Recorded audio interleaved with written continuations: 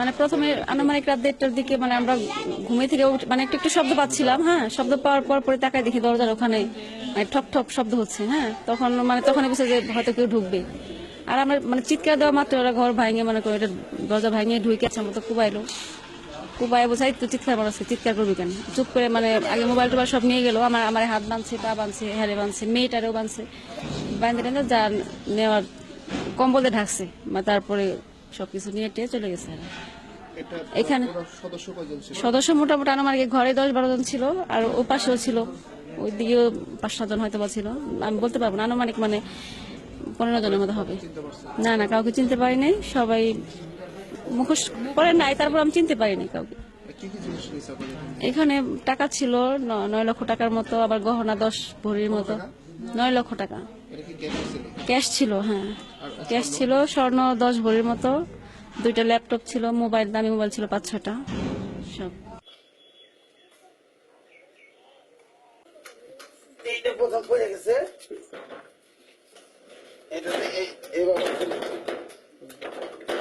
আমরা তো সবই ঘুমে, তো ঘুমে থাকাতে মানে ওরা এখানে যে আইসে ভিতরে প্রবেশ করছে এই বন্ধুরা আমরা তো মানে ঘুমে থাকতে পারলাম না।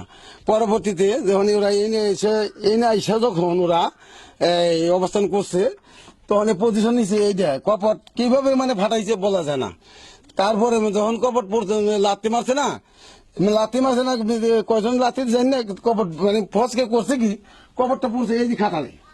এই খাটালে যখন পড়ছে, খাটালে পড়ার পরই রাতকে শব্দ তো একদম লোহা কাঠ পাকার মধ্যে একবারে বন্দুকের মতো শব্দ হয়ে গেছে।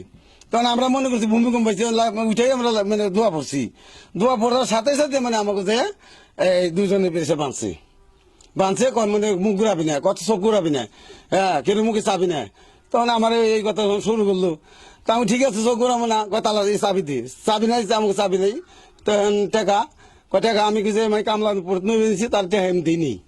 হ্যাঁ, আমি আনলে সে দিব, তাকে বাকি কাম করাই ফেলেছি।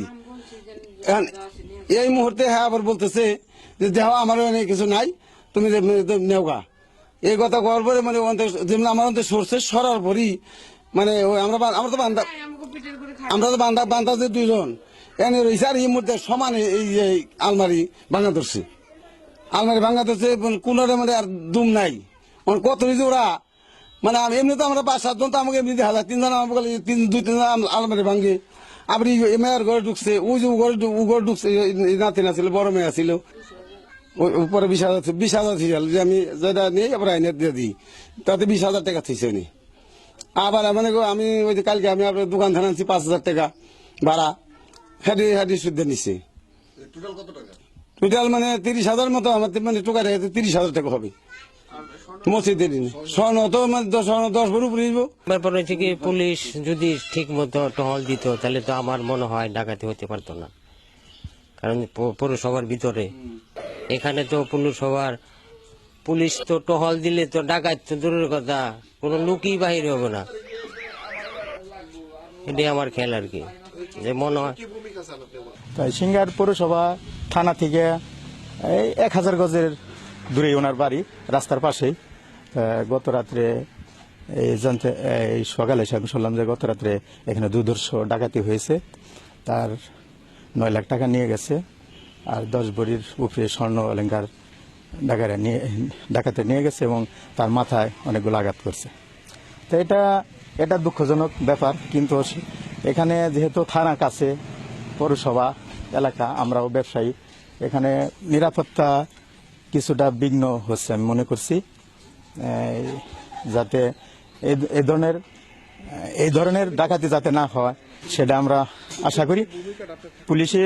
পুলিশের ভূমিকা থাকা উচিত ছিল যে যদি রাত্রে টহলদার জোরদার থাকতো, হয়তো এরকম ডাকাতি হওয়ার সম্ভাবনা কম থাকতো, এটা আমি মনে করি।